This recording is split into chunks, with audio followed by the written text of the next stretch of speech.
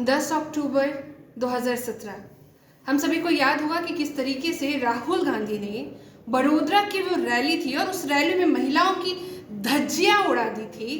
महिलाओं की धज्जियां, जी हाँ, संघ की बहन और बेटियों के कपड़े के ऊपर जिस तरीके से अभद्र टिप्पणी की गई थी।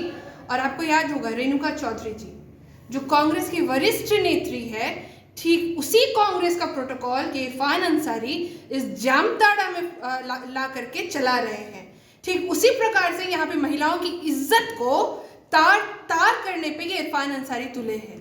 ठीक उसी प्रकार से वो कांग्रेस के हर एक नेता झारखंड में आकर के यहाँ की बहन और बेटियों का अपमान कर रहे हैं। जिस प्रकार से आपको याद होगा कि सीता सोरेन जी को क्या कहा गया था, रिजेक्टेड माल। तो मैं कहना चाहूंगी कि जिस तरीके से एक नेता जो नेतृत्व करने के लिए आगे आता है, इरफान अंसारी, वो एक बेटी को रिजेक्टेड माल कहता है, तो क्या उसको जामताड़ा की जनता उसको एक्सेप्ट करेगी या रिजेक्ट करेगी? ये तो जनता बखूबी जानती है कि जो इंसान महिलाओं की इज्जत नहीं कर सकता उसको राजनीति में भी रहने का कोई अधिकार नहीं है।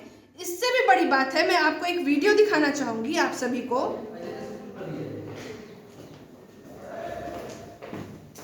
ये वीडियो क्या इस्लाम धर्म में वो माने रखता है क्या? आपने जो बात बोली, मैं आपको फिर से चुनौती देता हूँ, वही शब्द इस्तेमाल करिए। अब दिखाने के लिए क्या बॉडी का पार्ट दिखाने के लिए अगर आ रहा है मुस्लिम महिला अगर योग करती है तो आपको उसका चेस्ट दिखाई देता है, नहीं, आप ये कह रहे हैं? योग के बदले में वो अंग प्रदर्शन करे। कैसे कपड़े पहनने चाहिए आप तय करेंगे विधायक जी। तो इस तरीके से जो इरफान अंसारी ने मतलब मेरे ऊपर भी अभद्र टिप्पणी की थी। मैं भी तो एक घर की बेटी हूँ, मैं भी तो एक किसी की बहन हूँ, मेरी भी तो माँ है, मेरे भी तो पिता है, और जैसे कि मेरे लिए पूरा झारखंड मेरे लिए परिवार है।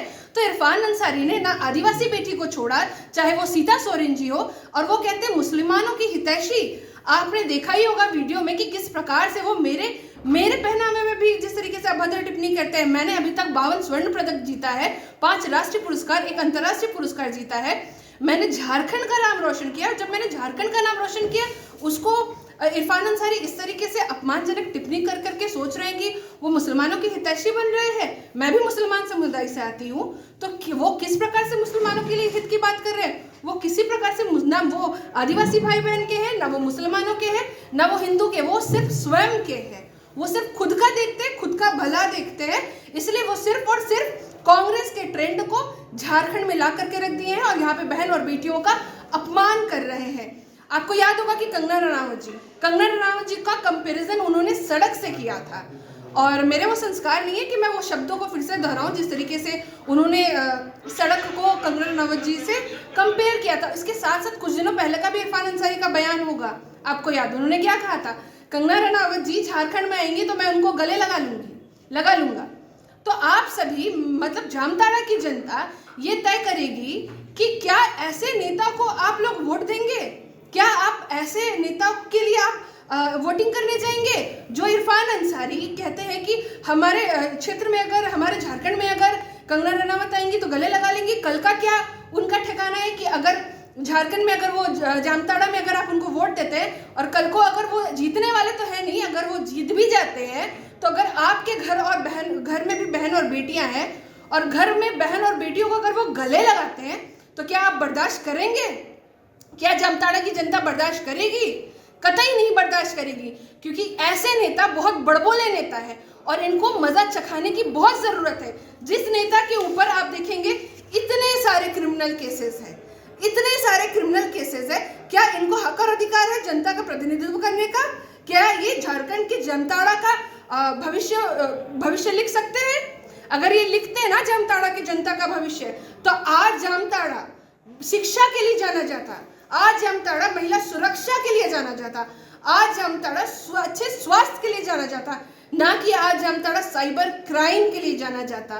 तो ये दुर्भाग्य है जामताड़ा का, क्योंकि इन्होंने तो लूटा जामताड़ा को, और इसके साथ साथ इनके पिताजी ने भी लूटा है, और इसी बड़बोलेपन की वजह से पता नहीं है इरफान अंसारी अपने आप को क्या समझता है इसको तो जामताड़ा से धक्के मार के बाहर निकालना चाहिए, क्योंकि जिस तरीके से जामताड़ा में भी महिला सुरक्षित नहीं है, यहाँ घुसपैठ के मामले बढ़ रहे हैं, महिला असुरक्षित है, तो इनको तो कौम की आवाज बननी चाहिए, मुसलमान कौम की। क्योंकि घुसपैठियों से ना केवल किसी एक संप्रदाय को, सभी संप्रदाय, सभी पंथ को खतरा है, क्योंकि हमारी सुरक्षा पे खतरा है। हमारे घर में एक उदाहरण के तौर पे इरफान अंसारी से आप जाके पूछिएगा कि उनके घर में अगर कोई चोर आएगा तो उस चोर का वो आओ भगत करेंगे या फिर उस चोर को धक्के मार के निकालेंगे। अगर उनके घर के नींव को कोई दीमक की तरह खोखला करेगा तो क्या वो उस दीमक को हटाएंगे जड़ से, या दीमक को वो घर पे बैठा के रखेंगे? तो ठीक उसी प्रकार से इनके जो नेता है इरफान अंसारी, जिनको अपना नेता मानते हैं, मीर नाजिर जी, वो क्या कहते हैं कि वो चाहे घुसपैठिए हो, उनको भी वो सिलेंडर मुफ्त में देंगे, उनको भी वो सिलेंडर मुहैया करवाएंगे। तो ये किस तरीके का इरफान अंसारी और कांग्रेस ट्रेंड चला करके रखी है? आपने तो झारखंड को बर्बाद करके रख दिया इरफान अंसारी, क्योंकि आपकी वजह से यहाँ पे बेटियां डर रही है कि मैं अगर जामताड़ा जाऊंगी तो पता नहीं इरफान अंसारी फिर मुझे क्या बोल देंगे। कभी मुझे बोलते हैं घर पर रहने के लिए, कभी सीता सोरेन जी को रिजेक्टेड माल कह देते हैं, कभी हमारी इतनी बड़ी अभिनेत्री को कह देते हैं। तो ठीक ये इरफान अंसारी को अब जामताड़ा की जनता जवाब देगी, क्योंकि झारखंड सरकार तो ऐसे बड़बोले नेता को पता नहीं कैसे गले लगा करके बैठी, मुझे समझ से परे है, और लगाएगी भी क्यों नहीं। झारखंड में तो महिलाओं को खून खरीदना पड़ रहा है। ये आपको याद होगा कि किस प्रकार से जैना मोड़ में एक बहन को 6,000 रुपये में, गर्भवती बहन को 6,000 रुपये में ये झारखंड सरकार ने खून खरीदने के लिए मजबूर कर दिया। आपको याद होगा ये जो निकम्मी झारखंड की सरकार है, ये निकम्मी झारखंड की सरकार बात करती है यहाँ की डेवलपमेंट की, और डेवलपमेंट के नाम पे यहाँ पे 2020 में आपको याद होगा कोरोना का काल, मुफ्त में कफन बांट रहे थे ये लोग। पर मुफ्त में कफन बांटने के एवज में अभी क्या कर रहे हैं?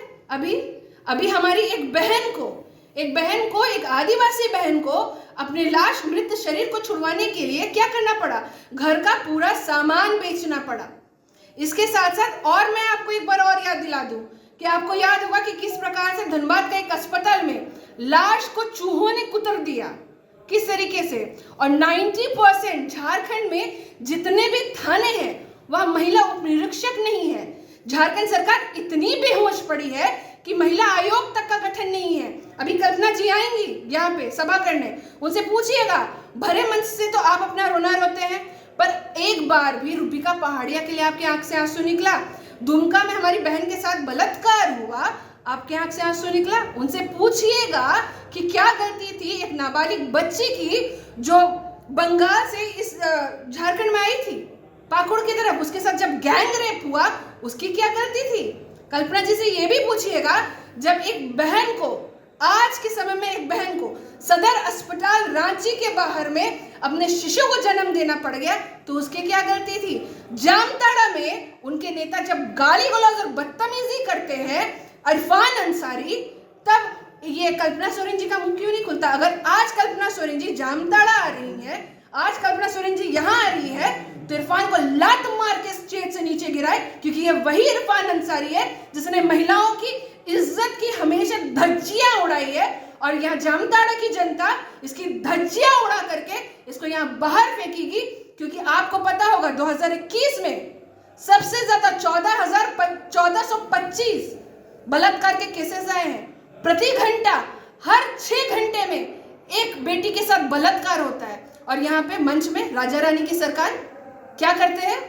राजा रानी के गठबंधन को आगे बढ़ाते हैं, और ऐसे लोगों के साथ गठबंधन करके बैठे जिन्हें महिलाओं की सुरक्षा का कोई ठिकाना नहीं है। तभी तो आपको याद होगा तंदूर कांड, कि कांग्रेस के एक नेता ने किस तरीके से तंदूर में नैना सानी को भून करके रख दिया था। तो अगर ये कांग्रेस और जेएमएम की सरकार आएगी तो यहाँ पे बेटियां सुरक्षित नहीं रहेगी।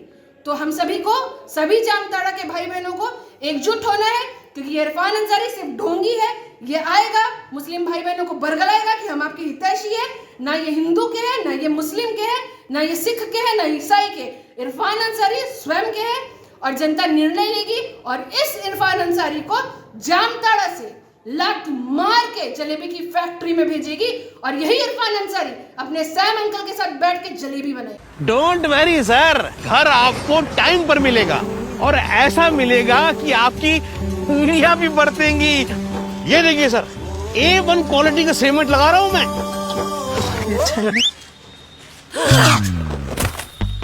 मजबूती का सारा ठेका हम ही लिए हैं का?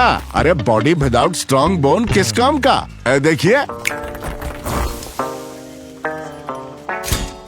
मजबूत घर चाहिए तो अच्छे सीमेंट के साथ अच्छा सरिया भी लगाइए, तभी तो ऐसा घर बनेगा जो पीढ़ियां बरते। तो कौन सा TMT लगाएं? अरे एक ही तो है, भारत का सबसे भरोसेमंद Saluja gold TMT bars. Extra strong, higher earthquake resistance, flexible, better bonding with cement और सालों का भरोसा। निर्माण में मजबूती चाहिए तो अच्छे सीमेंट के साथ लगाइए सिर्फ सलूजा गोल्ड TMT। अब सही पकड़े हो कॉन्ट्रैक्टर बाबू। सलूजा गोल्ड TMT बार, मजबूती सब कुछ है।